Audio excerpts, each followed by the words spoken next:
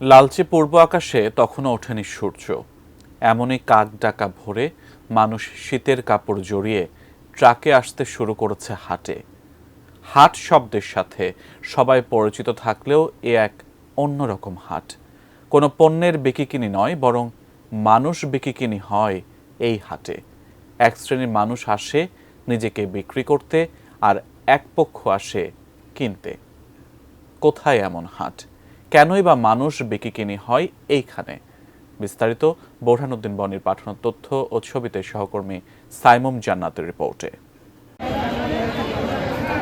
কাক ডাকা ভোরে মানুষের আনাগোনা বেড়েই চলছে এই হাটে। কোনো পণ্য নয়, বরং মানুষের বিকিকিনি চলে এইখানে। নাটোরের গুরুদাসপুরের শ্রমিক বেচাকেনার হাট এটি।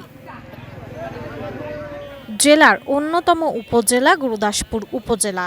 এ উপজেলার ধারা বারিশা ইউনিয়নের বনপাড়া হাটি কুমরুল মহাসড়ক সংলগ্ন নয়াবাজার এলাকায় গড়ে উঠেছে শ্রমিক বেচাকেনার হাট।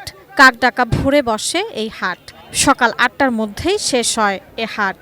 এর আগে পার্শ্ববর্তী সিরাজগঞ্জ ও নাটোরের বিভিন্ন এলাকা থেকে হাজার হাজার শ্রমজীবী নারী পুরুষ সমবেত হয় এই হাটে। শ্রমিক কিনতে আসেন কৃষক। দর কষাকষির মাধ্যমে শ্রমিক কিনে নিয়ে যান তারা। প্রতি শ্রমিক বিক্রি হন ৫০০ টাকা থেকে ৪০০ টাকায়।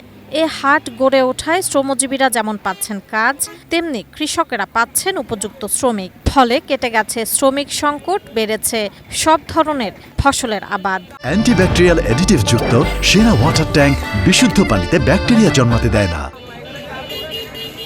শ্রমিকেরা জানান, এই হাট গড়ে ওঠায় উচ্ছ্বসিত শ্রমিকেরা। আগে কাজ পেতে কষ্ট হতো, এখন আর সেটি হয় না। গৃহস্থরা আসেন কিনতে, আর বিক্রি হয়ে যান শ্রমিকেরা। শ্রমমূল্য আগের চেয়ে কিছুটা বেড়েছে, কিন্তু বাজারে দ্রব্যমূল্যের ঊর্ধ্বগতির কারণে এ আয়ে সংসার চালানো কষ্টসাধ্য হয়ে পড়েছে তাদের। আমরা সিরাজগঞ্জ থেকে আছি নাটোর জেলা কাজে, এই কাজ করে আছি। গার্হস্থ্য টাকা দেয় কম, আলুর দাম বেশি, পেঁয়াজের দাম বেশি, রসুনের দাম বেশি। আমার পোষাইতেছে না, আমরা কি করে চলবো? ২০০০ টাকা মন ধান, আমরা কৃষক মনে বাঁচতে ৭০ টাকা দিয়ে চাল।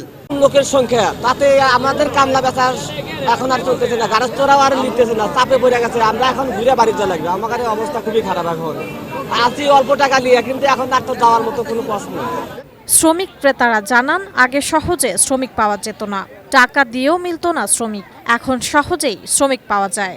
কেউ কেউ বলেন ফসলের দাম কম, শ্রমিক মূল্য বেশি। দাম দিতে চায় না, তাদের ৭০০-৮০০ হয়, আমাদের ৫০০ টাকা আসলে ঘুরে যায় ৪০০ টাকা বলে। চাউল দাম কি দেখেন না, জিনিসের দাম কি? আমাদের তো চলা লাগবে, বুঝছেন? এই তো অবস্থা হয়েছে আমাদের। থেকে আসি আমরা কাজ করতে, আমার ৭০০-৮০০ টাকা কইতেছে, তা যাইতেছি না। ৯০০ টাকা হলে যাবো আমরা। ছেলে মানুষের দাম ৮০০-৯০০, আর আমার ৩০০-৪০০ করে কয়। তাও আমরা বেশি পরিশ্রম করি, কাম করি, আমার তা দামই কয় না, আমার লেই না। এলাকাবাসী জানান, বহু আগে থেকেই তারা এ হাট দেখে আসছেন। তবে ছেলেবেলায় তারা মানুষের এই আগমনের কারণ জানতেন না। বড় হয়ে জানতে পারেন এটা শ্রমিক হাট। এই হাটে বেচাকেনা হয় শ্রমিক, এতে সহজতর হয়েছে শ্রমিক পাওয়া বলেও মন্তব্য করেন এলাকাবাসী। একজন কামলার দাম, একটা ছোট চাউলের দাম ৭০০ টাকা ৮০০ টাকা। ওর বাবারা কাটতেছে মনে দিন প্রতিদিন, কারো ১০০০ টাকা, কারো ১৫০০ টাকা দিন পড়তেছে। এখন আমরা সাধারণ মানুষ, আমরা যারা হলো আবাদ ফসল করি, আমরা তো কাজ করতে পারি না, আমরা জোন ছাড়া চলতে পারি না। এখন আমরা যেভাবে কাজ করতেছি, এরকম অবস্থায় যদি চলতে থাকে তাহলে তো আমরা চলতে পারবো না।